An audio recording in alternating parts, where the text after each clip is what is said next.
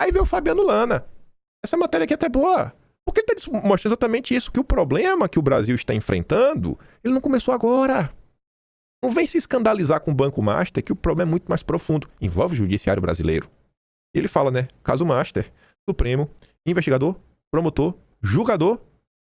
Antigamente também era vítima. Nesse caso não é vítima. E agora o Supremo foi além. Agora o Supremo também é suspeito.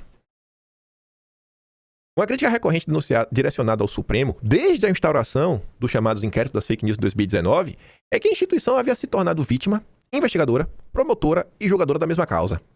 As controvérsias seguem até hoje, mas no caso era possível defender a utilidade do processo, né? Porque era para desbaratar o golpe, o golpismo, né? Comandado por Bolsonaro em 2019, né? Espero que dê tempo de comentar sobre o início do inquérito das fake news para você ver que isso aqui já é uma fake news. Porque o inquérito das fake news não começa a investigar esse tipo de fake news nem golpe de Estado. Houve reparação, entretanto, no sentido do Supremo não poder se dar o direito de passar por cima das leis para salvar a democracia, com direito a censuras, sigilos injustificados e outras medidas controversas. Não vá falar que é ilegal, inconstitucional, porque nada que eles fazem é errado, é no máximo controverso. Logo, se a democracia de fato foi salva, teríamos chegado ao que se chama na filosofia de Apória, um conflito de ideias intransponíveis. Ou seja, para fazer sobreviver o império das leis, foi necessário quebrar as leis. De qualquer maneira, mesmo com suspeitos já condenados, o tal inquérito polêmico e controverso, presidido pelo Dom Pedro III, segue aberto como uma espada de Damocles. No caso Master, banco liquidado pelo Banco Central por suspeita de fraude bilionária, o Supremo escala mais um degrau de heterodoxia. Investigador, promotor, julgador e, infelizmente, até suspeito. Ou seja, ao longo da história acumulou 5 coisas, né? Porque no caso da fake news é vítima também. O caso está com Toffoli, segredo de justiça, por decisão do próprio ministro, após uma estranha viagem de jatinho com o advogado diretor do banco para uma partida de futebol do exterior.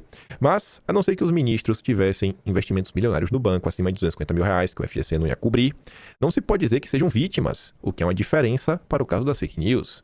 A situação, na verdade, é mais desafiadora, não se sabe em que nível é esse relacionamento, mas o que temos agora é a revelação de que o ministro, né, o sem cabelos, se beneficiava diretamente de um contrato do escritório de advocacia da esposa, com o banco quebrado, sem que ainda saibamos qual seria o serviço prestado. Ainda pesa contra o Dom Pedro III a suspeita de ter pressionado autoridades públicas, entre elas o presidente do Banco Central, Galípolo, né, porque o banco fosse salvo. A situação já estava em um constrangimento em grau máximo, quando Dias Toffoli determinou a cariação entre o nosso Paquito e o Paquito, o cara do BRB e do Banco Central. Seria demais achar que tudo isso, no final das contas, soa como coação ou é ir longe demais. Álvaro Gribel, colunista do Estadão, revela que um dos objetivos de Toffoli é anular a liquidação do Master. Os militantes de esquerda, inclusive, têm achado tudo isso bastante normal e passaram a agredir qualquer um que divulgue esses fatos. Exigem provas, documentos, o fim do anonimato das fontes. Comparam com os excessos da Lava Jato, né? Enfim, que ironicamente se desmoralizou pelos abusos dos juízes e promotores e não com a divulgação dos crimes. Uma questão histórica. O ex-presidente norte-americano Nixon deve se lamentar no túmulo por renunciar à presidência após o escândalo, né, divulgado por anônimos, que foi do Watergate. Como relembrou Verdivaldo. É considerado o maior caso do jornalismo mundial, as acusações se revelaram verdadeiras anos depois.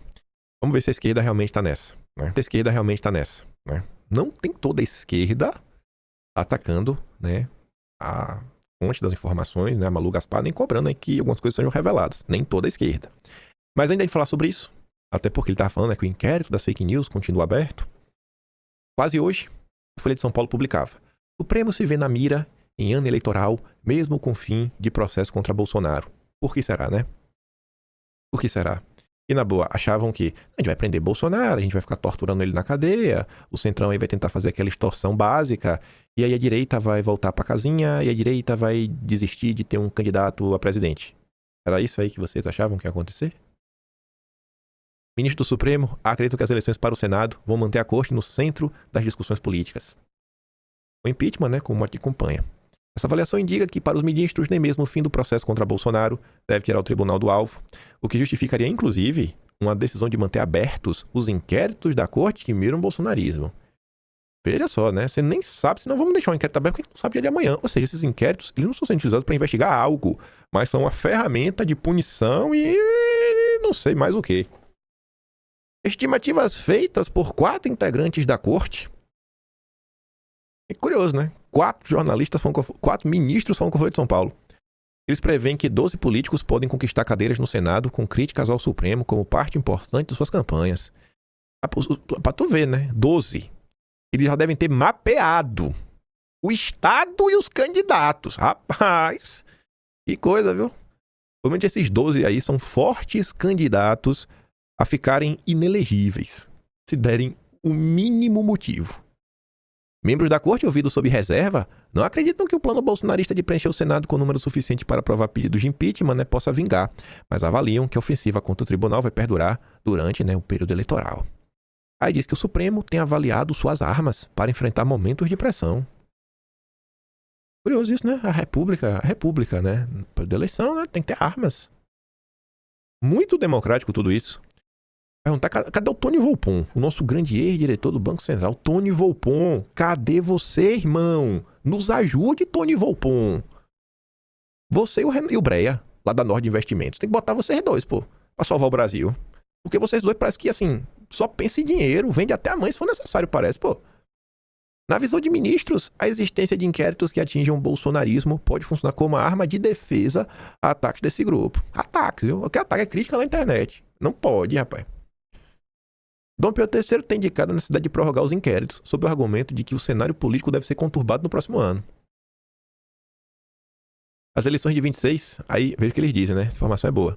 Serão comandadas pelo Cássio, que vai estar à frente do TSE. Por mais que integrantes do Supremo avaliem, né, que o Cássio não fará concessões relevantes para o bolsonarismo, acredita-se que o empenho para o combate à desinformação vai ser diferente, né? Espera-se, inclusive, uma flexibilização nas regras de pré-campanha e para plataformas digitais. Tradução. Eles têm que manter o inquérito aberto, porque eu acho que o TSE do Cássio não vai perseguir o bolsonarismo. Essas eleições, a direita não será perseguida. Que coisa, né? Que coisa, né? Mas o negócio é emocionante. É emocionante. Aí vamos lá. Pegando agora o gancho que o Fabiano Lan tá falando, né? Que os militantes da esquerda não aguentam nem ouvir falar. Não dá pra generalizar por completo. Temos aqui o nosso agente especial, né? O agente Black Pepper, Costa Pimenta. Lá com o Cooperatush, sexta-feira, comentando bastante sobre o caso Master. Fiquei até surpreso. Nosso Cooperatush, né? Bem crítico às ações. Eu fiquei, não só eu fiquei surpreso, até o Ruizão ficou surpreso, falando: Atush, você hoje está fazendo o meu papel por aqui. Ele chegou a falar isso, né? Finalmente o pessoal me jogar pedra. A turma descobriu que ele é o bolsonarista infiltrado. Mas enfim, piadas à parte, essa discussão aqui é interessante. A discussão que colocou ali, né? O que ajuda mais o Flávio Bolsonaro? Porque tem aquele papo, olha, a gente não pode criticar o Supremo, senão o bolsonarismo vai se dar bem. Vamos ficar calado aí para não ajudar o bolsonarismo?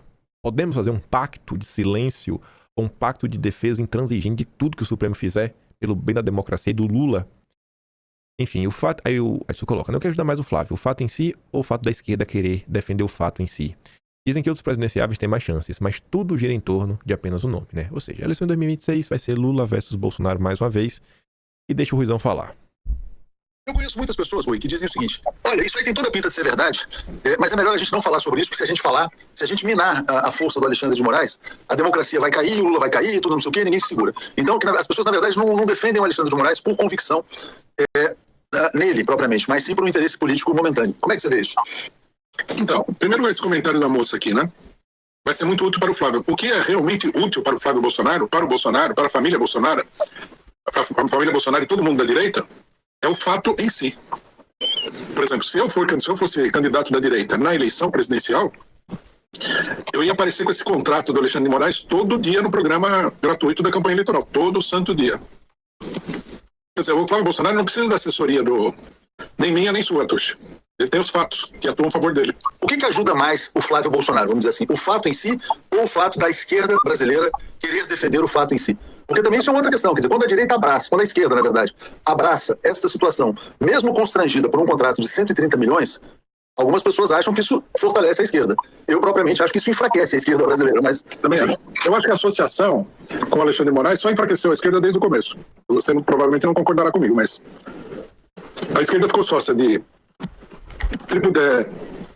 juízes que pisoteiam a Constituição, penas absurdas contra pessoas comuns, como a mulher do batom, é um escândalo nacional. Agora tem um escândalo de corrupção.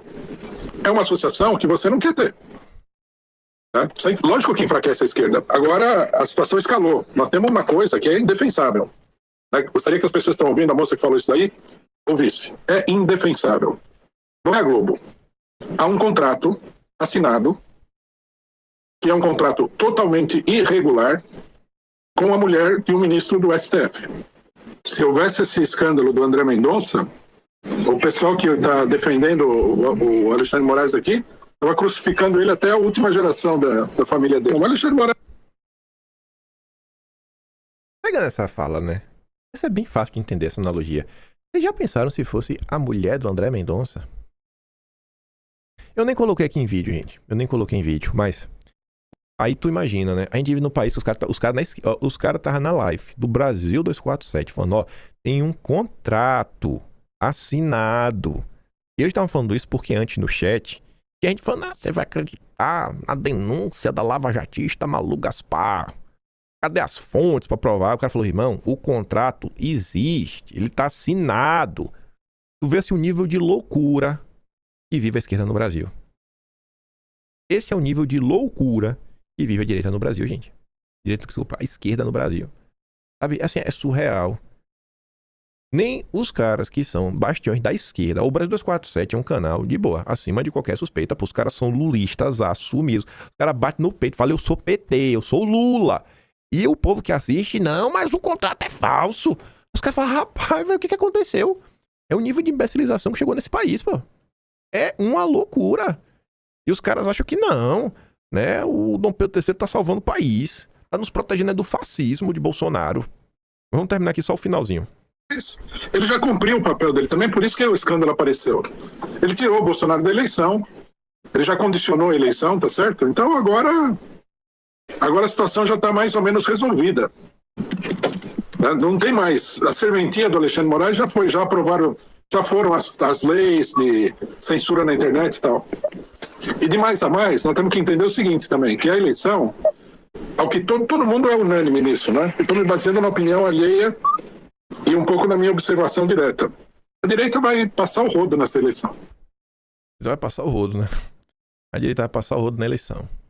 Aí, ainda no Brasil 247, companheiro Joaquim de Carvalho meteu lá, ó, 129 milhões de motivos para não colocar a mão no fogo pelos sem cabelos.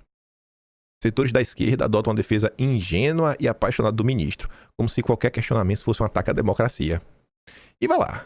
Em democracias maduras, a confiança nas instituições não se controla com fé cega em autoridades, mas com transparência, explicações públicas e escrutínio permanente. Queria ver ele falar isso daí do Lula, né? A turma do Lula, do PT. Aí a confiança é cega.